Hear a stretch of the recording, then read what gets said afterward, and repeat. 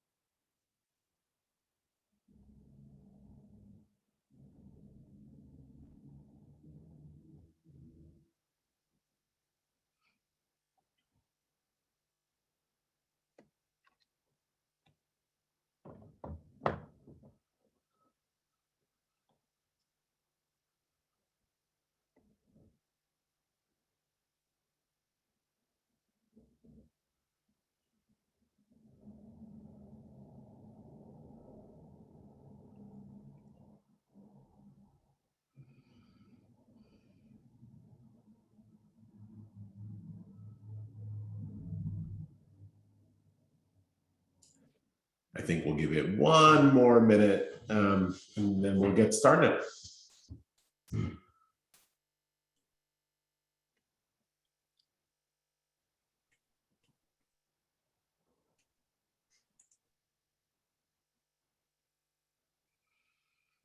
I'd say we're a little bit at critical mass. Jolie, feel free to kick off whenever you would like.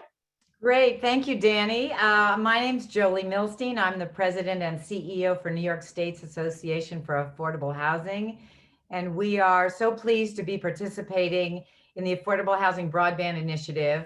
We'll hear more about that in a moment, but for residents in affordable housing, access to reliable, affordable broadband internet is so important, and we're working on many fronts to make this a reality. And most notably is our partnership with HR&A to study and develop a roadmap for the state's infrastructure build out for retrofitting all affordable housing units. So we're pleased to be part of this. And I think with that, I'll turn it over to Danny.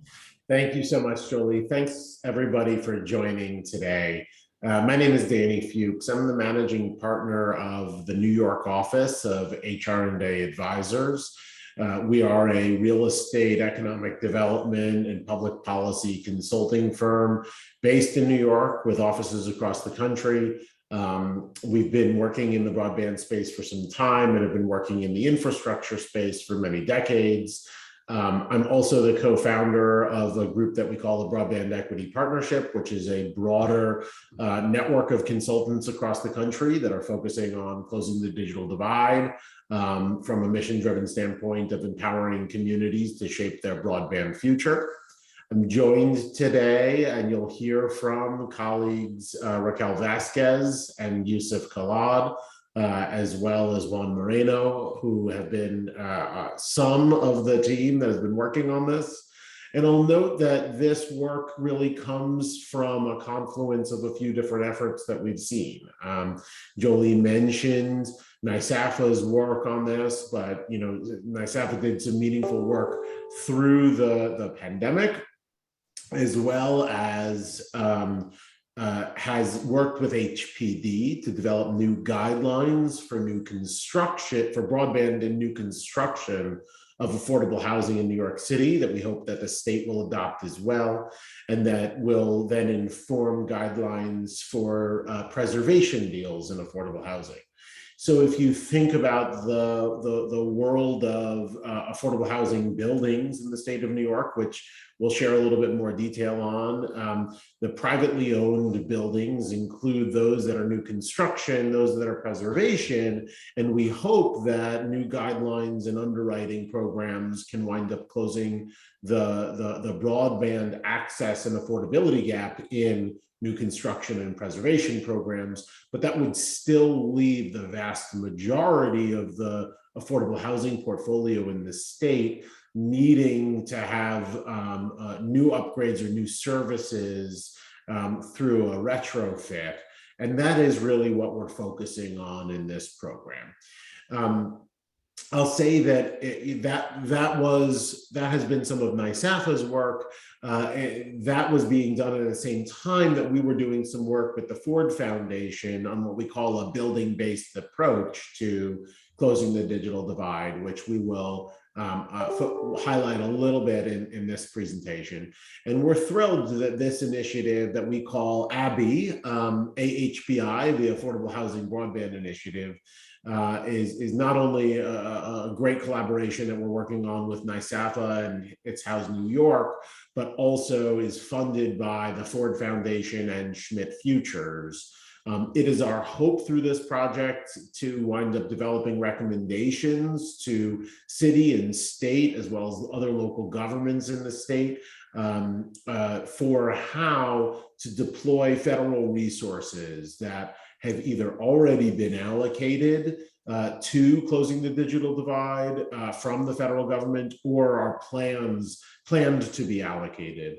There are some funds in the American Rescue Plan Act that are dedicated to New York City, to New York State, and then there's $65 billion in the bipartisan infrastructure package for broadband, which we hope will include up to $5 billion to fund a bill that's been sponsored by New York Congressman Jamal Bowman, which is focused on broadband and affordable housing. Before we get started, Juan, if we could go to the next slide, we do want it to be a little interactive here. So we want to welcome all of you and we want to ask who's here. What type of work is it that you do? We like to use a platform called Menti. So if you go to the link that Juan put in the chat, or menti.com, and you enter the code 8418-8049, we'll begin to see some answers of, what type of work do you do in this space, or what segment of the industry are you from here? We'll give everyone a few seconds to start entering your information, and it will hopefully lead to a point that we'd like to make here.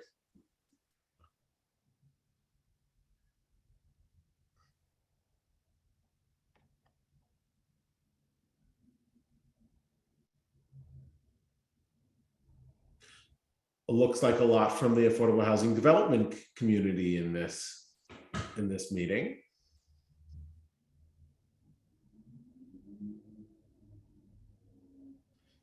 Anybody from government or the ISP industry or advocacy groups, please chime in as well.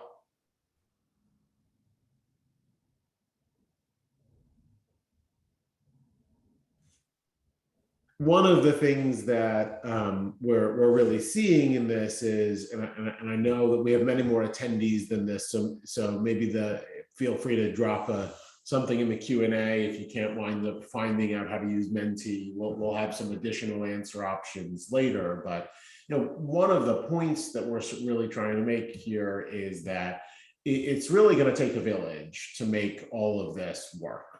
It's about understanding where tenants come to this issue from, understanding how building, affordable housing developers and managers can wind up participating, understanding how government, the role that government can play at all different levels, understanding the roles that advocates can play, and of course, let's not forget about our friends in the ISP industry, both the incumbents and the large players and the smaller players. We really do believe that, to address a challenge of this scale. And I see a banker in there as well. The financiers are certainly important. The point is that this program is trying to take a transdisciplinary approach to closing the digital divide in affordable housing. And we know that its success is going to require support and implementation from all different segments of the industry. And therefore, we want to make sure that the design work that goes into the program is centering the perspectives of each of the key players in this, and is not purely a government and industry designed program, but is rather a program that's designed more collaboratively, more inclusively. So with that, thank you for beginning to share, and I'll turn it over to Raquel and Yusuf for a walking through of some of the content today, and then there'll be ample, feel free to enter questions into the Q&A at any time, and we'll have a queue and begin to start answering them towards the end. Awesome. Thank you, Danny. So this is just the table of contents of what we will be covering during the webinar. So we're going to start off with the problem of access of broadband throughout New York State. We're going to talk about the opportunity that's presented here today. And then we're going to delve into Abby, the program design and the strategy that we have set forth. And then we'll have an opportunity to have Q&A, but as Danny mentioned, feel free, if you have any questions throughout the conversation, feel free to pop them into the Q&A box. And then we'll also have some additional time at the end to cover the answers to those questions. So here is the problem. Currently, 27% of households in New York State do not have access to high-speed and reliable internet. So this map shows New York State, the households with a computer and fixed broadband connection at home. And with most internet plans averaging at a start of $50 per month, it becomes a challenge for many households to afford broadband access at all, especially households with lower incomes, older adults, and communities of color. They experience lower adoption rates and lower just ability to access these services. Next slide. So in New York City specifically, we would like to highlight that in New York State, the digital divide does not fall neatly into urban, suburban, and rural divide. So New York City is no exception. Lack of access to broadband is everywhere throughout the state. So this map shows the households with a computer and fixed broadband adoption in New York City. And as you can see, New York City households lack wired broadband access at many different points throughout the city in each of the boroughs. Next slide. So here we are going to define some terms that we'll continue to use throughout the presentation. There are three compounding elements of the digital divide. So the first is access. This includes infrastructure that provides access to wiring in the building, apartment unit, houses, as well as access to internet networks. The second is affordability. So this consists of broadband affordability, largely determined by household income and the broadband options that are accessible to households, depending on the geographic location within the state. The third is adoption. So adoption in terms of broadband is the enrollment and use of the broadband services. So devices, tools, and trainings can sufficiently equip households with increased command of broadband and ensure that they will be actually using the services appropriately and properly. Increasing access and affordability of broadband services can generally lead to an increase in broadband adoption. So next slide.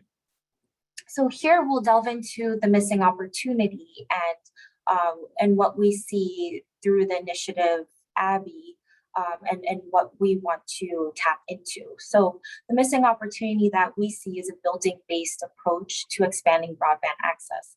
So we see a combination of infrastructure-based programs, building-based programs, and people-based programs leading the way to bridge the digital divide. So core infrastructure investments, including telecommunications and internet access programs in schools and libraries, as well as municipal fiber and the Rural Digital Opportunity Fund.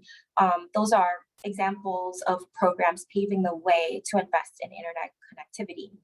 ISPs using distribution fiber and fixed wireless are additional examples of how we're expanding connectivity, how there's an opportunity to do this.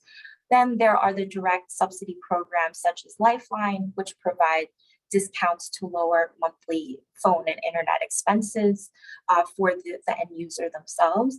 And then finally, there are devices and training programs which aim to build capacity to broadband users of every age, every demographic. Next slide. So affordable housing we see as an excellent opportunity to leverage at this point. As Danny pointed out, and as we saw, a lot of folks on the call are from the affordable housing community. So we're really excited that there is an enthusiastic interest among the affordable housing development, finance community to agree that there is an opportunity through ABBY to move forward and actually bridge the divide. So affordable housing offers a very scalable and organized approach to reaching buildings to expand broadband access. So we saw that about 380,000 households live in privately owned affordable housing across New York State, and they live in over 15,000 buildings. There are transformative benefits in reaching households in affordable housing, especially lower income households that experience difficulty connecting with accessible and affordable broadband. So now we're going to transition. So my colleague Yusuf will now discuss the program goals of the Affordable Housing Broadband Initiative. Thank you. Thank you so much, Raquel. And again, super excited that so many of you are on the line. So to contextualize the program, what we want to do is talk about, what it's intended to do or achieve. And, while lofty, the goal is to achieve universal broadband adoption in New York State's affordable housing stock. And of course, that presupposes that there ends up being access in order to facilitate that adoption. The subcomponents of those goals are really threefold. The first is we'd love to develop mapping of one-to-one solutions to the different building types and typologies that exist across New York State's 15,000 plus affordable housing stock. So that's the first kind of key goal. The second is having an actual implementation roadmap for how to put this program into practice. And to do it with the understanding that it's going to take people, actual human capital, to manage it on the government side and potentially on the private sector side, to navigate all the wonderful funding that Danny mentioned earlier that has already been appropriated by the federal government or is potentially going to be appropriated in the coming months. And then to think about the opportunities that we'll need beyond just funding and people. So which partners do we look toward in the private sector, ISP side, which digital inclusion organizations might we want to work with, tenant organizations, which will be super crucial for reaching people where they are, and setting a timeline for those activities. And then the third key goal is to actually have New York State basically prove out a model that could be adopted across other places nationally. Next slide. So the first step, right, pairing solutions with building that typologies requires combining a whole set of housing, connectivity, and demographic data that really has not been combined before in any research that we've come across. So on the one hand, in partnership with HPD, HCR, NYSAFAH, we have building level data on New York's housing stock. How many buildings there are, how many units there are, the size of the buildings, where they are, their clustering. So that's the first step of it, is looking at that. The second step is actually merging that data with what we know about infrastructure. And that includes fiber availability, both to streets, to buildings, the availability of retail connectivity providers, as well as wireless internet service providers. And then the final piece of it is actually pairing those two pieces of information with really necessary and important adoption information that gives us a sense of who the tenants are across each building and whether they have connectivity or not. If they do have connectivity, whether they have a device that meets necessary standards to utilize that connectivity. And then demographic information that's super essential for understanding potentially what programs would best appeal to them, right? So, if a family speaks English as a second language, if, a family lives in a particular type of unit that is, clustered or that has, multiple generations in it, these questions that are really crucial for, again, meeting people where they are. And the key point here is a data set like this and an analysis like this really hasn't been unified before. So another key outcome of the program is actually to build a methodology that other places can potentially follow as they seek to bridge their own digital divides. Next slide. And so, the point of this analysis is to actually help us come to a deeper understanding of the systemic challenges that exist. Now, we're not coming to the analysis without hypotheses. We recognize that, in fact, there are very real challenges that are well known, and the extent of each challenge differs by building and community. But for example, and some of the folks on this call would agree, there are economics associated with deploying infrastructure that basically don't work, that impede its deployment in very specific parts of the state where it just hasn't been feasible economically for private providers to step in without support. We've also heard this in our early discussions, actually, with housing developers, with community organizations, that there actually hasn't been, there's been an interest, there's a desire, but there just hasn't been capacity, people power, and in some cases, expertise and partnerships to bring together interested ISPs with willing housing developers and owners. And so making that linkage, putting people together is really going to be essential. The third common challenge, and this is a market failure that exists in New York State as well as other places, is that people may have an option or two, but it's not affordable to them. So it's effectively like they do not have an option that they can sign up for. And then the fourth piece is very much down that value chain of people have options. Maybe they don't know about those options, and maybe they do know about them, but they lack the necessary training and skills and also connective tissue, things like computing devices that allow them to take, to receive the greatest value from fast connectivity. So these are some of the hypotheses that we know are going to come out in the data and that have been validated through discussions with folks like you. Next slide. And so what is this supposed to culminate toward? Well, it's supposed to change the status quo, which we know isn't working. And if you were all on video, I'd love to see nodding, but for affordable housing and tenant advocates right now, they're searching for opportunities to connect tenants and coming up short. There are many tenants where the status quo just means they don't have an affordable connection, or the one that they have isn't reliable. For many policymakers, they find that their constituents, because they do not have connectivity, also can't connect with essential services that they are providing for them, whether it's public health services, unemployment services, et cetera. And then for folks like you all, whether you're a property manager, a property owner, the status quo right now doesn't give you a good sense of how much this stuff costs, how long it'll take, and then how to connect with the right folks to make it happen. And this is the type of status quo we want to invert through this analysis. Next slide. So I'd love to turn it over to you. This is our favorite part of these discussions. If you head to menti.com, the same website that we directed you to a couple of minutes ago, put in that code 8418-8049.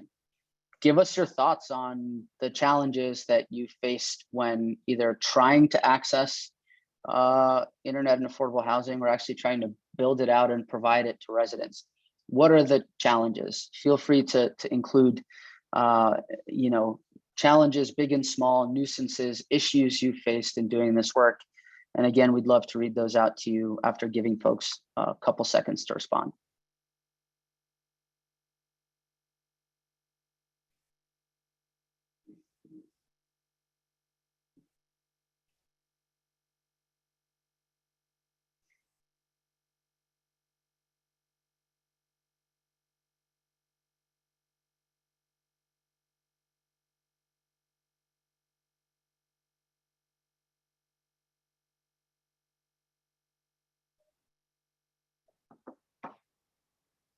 Okay, we've got costs and ongoing costs, which actually is an interesting distinction. In talking to some folks, you know, they're very fine footing the bill up front, but the ongoing management of, you know, a telecommunications operation is difficult. And so how do you maintain it? Who comes in to fix things? How often, et cetera, can be difficult. We're now getting into the other side of the equation, which is, you know, bulk rates and pricing, right? How do you get a bulk rate for a large building? How do you navigate those negotiations? How do you make it sustainable? Because you can negotiate what you believe to be a good rate, but your residents, you know, might think otherwise. Restricted access. So this is a common theme among the providers that we've spoken to, but both the large ones, but also principally some of the smaller ones that operate regionally, where they're looking to provide a good service. They just don't have the bandwidth, the capacity, the contacts, the visibility to know which buildings and sites would welcome them and, you know, under what conditions. Other thoughts before we move on?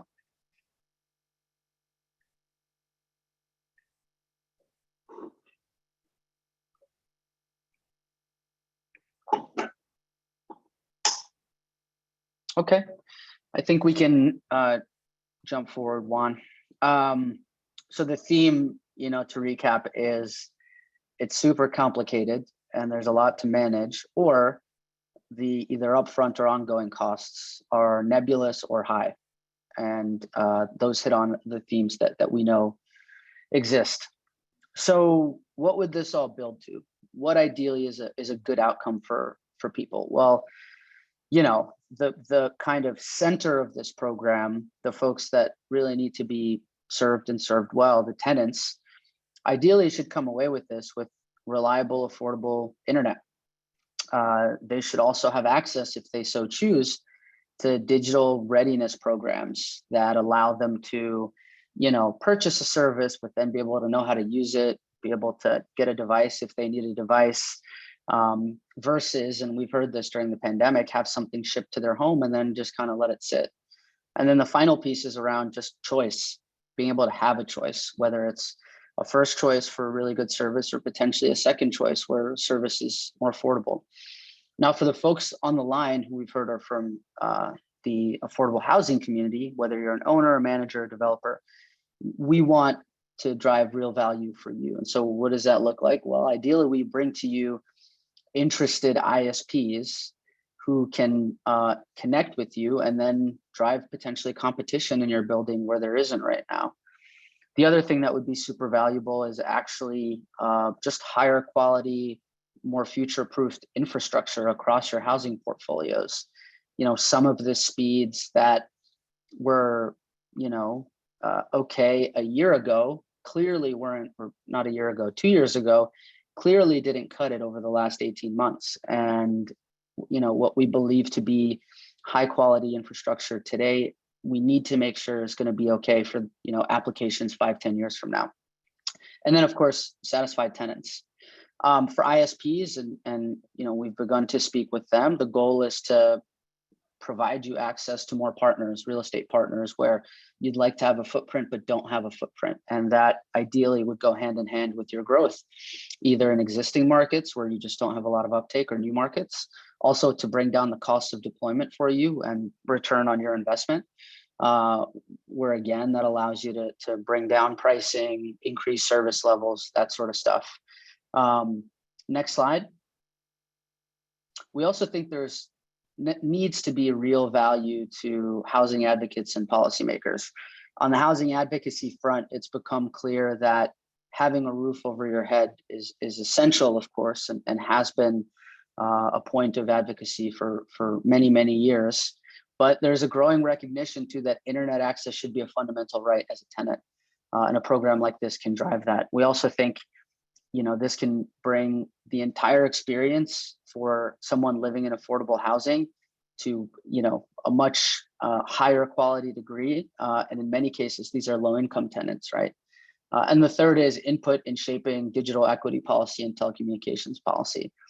And then for policymakers, the goal, really, the outcome here needs to be, you have to have a better sense of the digital divide, where it exists. You need to get more bang for your buck. If you're going to allocate federal dollars, local dollars, you need to make it go farther and have it actually,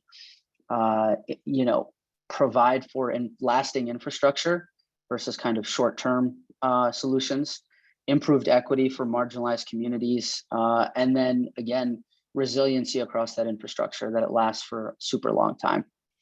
Next slide. So this is open-ended, and what we'd love to do is actually have you either reinforce some of the things we just shared, or frankly, point out things that we didn't include that would make you excited about this program, that would make this program successful for you personally, for your company, for your community. So again, go to menti.com, put in the code 8418-8049, and give us your thoughts. What would make you excited about this program? And feel free to reinforce some of the things we shared, or add in other ones that you think are super necessary for this to get you excited and get you pumped to participate. I'll also give you folks a second to respond.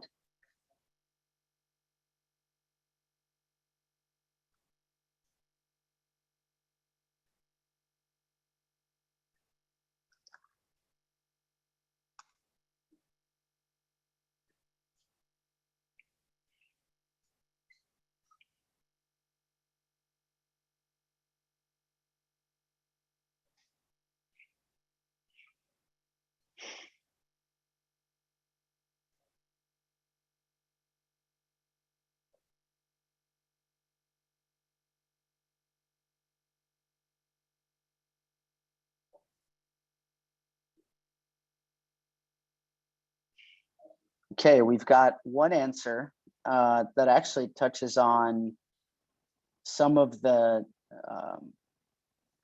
goals and areas of success that we outlined, which is kind of municipal broadband. And I think what underpins some of that potentially is just better management of public infrastructure, right? And more resilient infrastructure, either owned by the state or owned by affordable housing developers and owners who are committed to providing choice for their tenants.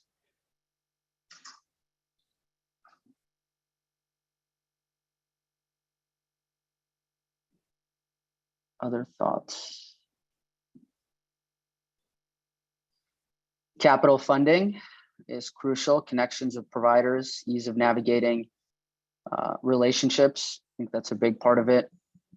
Options for both large and small buildings. I think that's critical because when you get out of the cities, you'll find that there are many, 2, 3, 4 person buildings, or 4 unit buildings. Affordable plans. Yep, absolutely.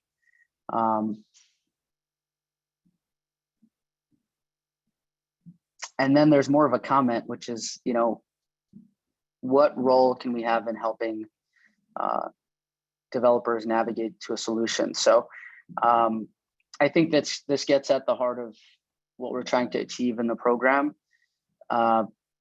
making sure that we have a set of solutions with key points of contact, funding sources, timelines, available partners for as many types of buildings and types of developers in the state. That's really the role that this program is intended to have, is to provide you partners, options, funding sources if needed, and someone to go to if you want to drive greater connectivity in your buildings and for your tenants. But super helpful that you brought that up again. Next slide. So I'll turn it over to my colleague Raquel to talk about timeline and next steps. Okay, so this is our ABBY program design timeline. So for the first section of the work, we're doing a portfolio assessment.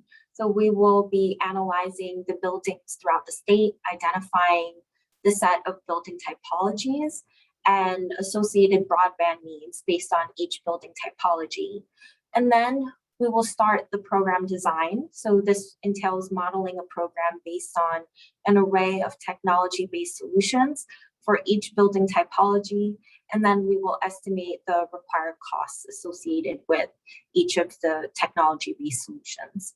Then we will design an implementation roadmap, which is a flexible operating model focused on adoption and the critical public-private partnerships we will facilitate, which will ensure a successful implementation roadmap for this program.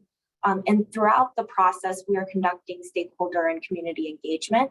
So this entails survey distribution, focus group facilitation, and one-on-one conversations with stakeholders in government, elected office, ISPs, tenants, developers, and property managers, among others, especially among advocates. So now we would like to ask you all to participate in the surveys that we have. So we have surveys specifically for stakeholder groups, including tenants, advocates, ISPs, developers, property managers. And then we also have focus groups that we will be facilitating. So we encourage you to sign up. Juan just entered the links in the chat, and we will also be following up via email to share all of those registration links with you. So next slide. Oh, one point I would emphasize here, Raquel, is just that, you know, for the surveys, they're extremely short and to the point. So it should take you probably no more than 2 or 3 minutes. The other thing that would be super helpful, because we think the tenant voice is really, really, really important in this, is if you have access to tenants, tenant associations, tenant groups, you know, please forward them the link. There's compensation for tenants who fill out the survey. There's a raffle for gift cards. And then of course, for those who participate in the focus group, there's compensation for their time. So we really want to emphasize that we're super excited about the interest from developers, owners, managers. We want to make sure tenant voices come through in some way.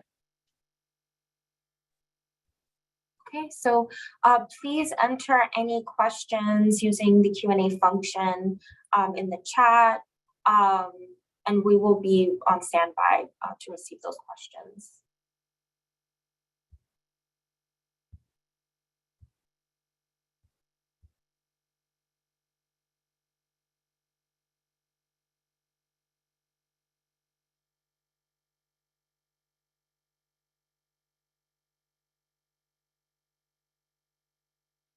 One question we received a couple minutes ago, we will be emailing out a recording of this webinar with follow-up details, the links that we just mentioned to you all after the webinar. So you'll get the recording and you'll get the links, and we'd be very happy if you forwarded that along as well to any folks in your network that do similar work and are interested.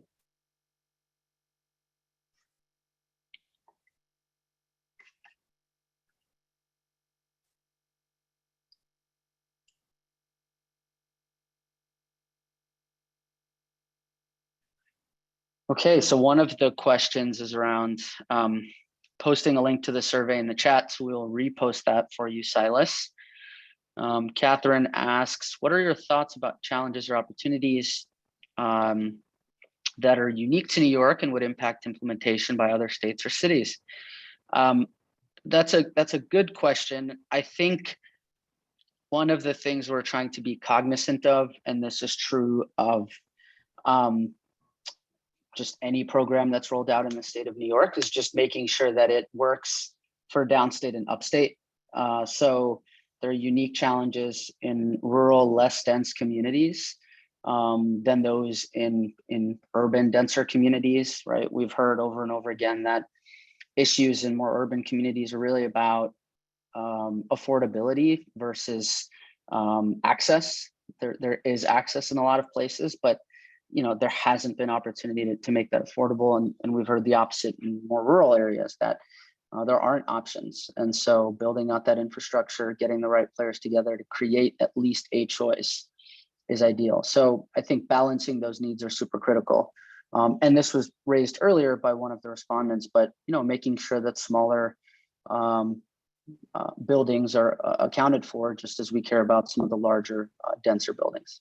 I would add to that, Catherine, that's a great question, especially as we think about New York serving as a model for other states and localities across the country, that the building typologies in New York, as Yusuf points out, when you look upstate as well as downstate, are really range or cover the gamut of affordable housing typologies across the country. I think two differences in New York that I think give New York an advantage here, but maybe that's me being biased as a New Yorker, are one, government in New York is fairly sophisticated in the first instance and high capacity. And so partnerships with government, can be very helpful in New York here. I think the second is that also that the affordable housing community in New York is also very sophisticated as well.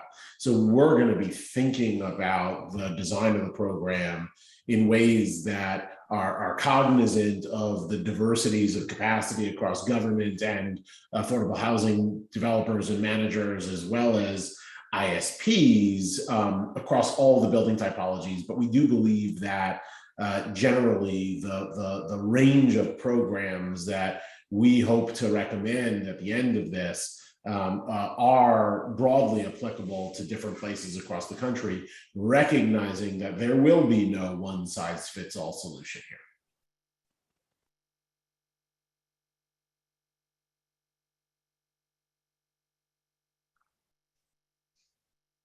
We are reading some other questions here as well.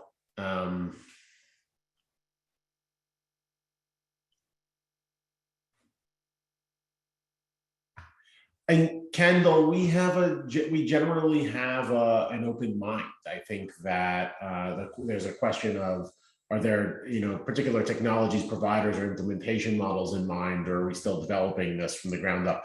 I wouldn't say it's entirely from the ground up. I think we have some experience in this, but matchmaking opportunities between ISPs and other providers and buildings are some elements that we're going to provide here.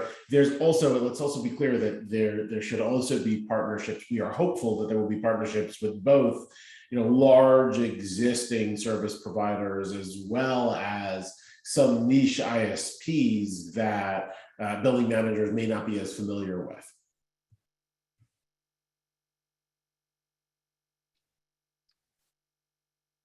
There's another question.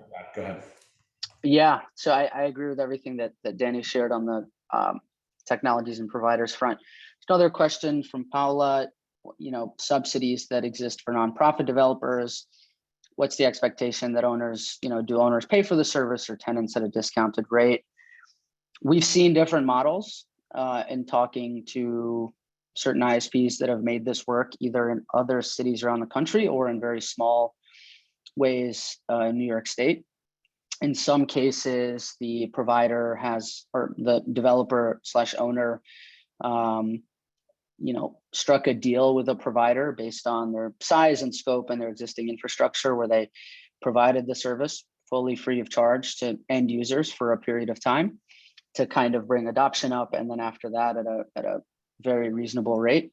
In other cases, they've locked in a super affordable rate at the start and had the engagement with tenants, the communications, et cetera, that enabled them to basically sign up everyone in the building to that rate. The other consideration here is that there are pretty strong programs being run right now by the federal government to subsidize the, at the end user level, the costs of service. So the emergency broadband benefit has had, I'd want to say tens of millions, certainly several million subscribers to date. And I think over 100,000 in New York, if I'm not mistaken, but I'll double check that number.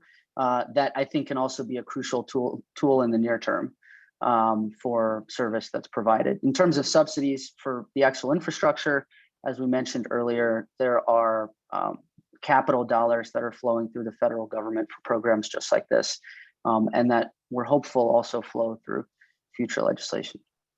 I just want to say from NYSAFAH's point of view on that issue, we are lobbying at the city, state, and federal levels to include the cost of ongoing internet access as a utility, as part of the rent consideration for these units. We understand that affordable housing is unique in the housing market, that, you know, rents are fixed and incomes are limited. And we really believe that when we're talking to HUD representatives at the federal level about this, that the cost of the monthly fees for internet access should be considered a utility and part of the rent. So, you know, stay tuned on our website as we continue this advocacy. And if we ask for your help, please join us in making these conversations as broad as possible, with as much participation as possible about how important this issue is for our industry. And really quickly on the emergency broadband benefits, we've got roughly 170,000 households in New York State that have already enrolled, and close to 4 million across the country who've enrolled. So it's a program that has a kind of a wide mandate, and so there's a lot more room in the state of New York for more families to be enrolled. Details on our website as well for that. On the House New York website, we have the portal there that will help you navigate the signing up or getting residents to sign up.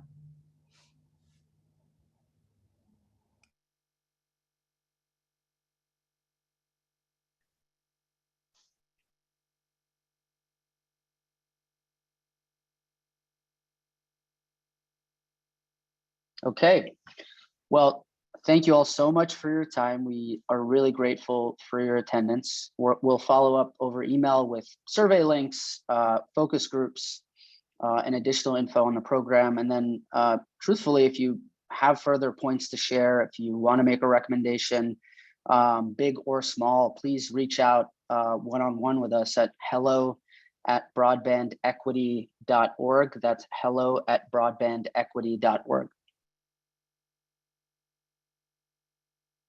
Thank you, everyone. Thanks, everyone.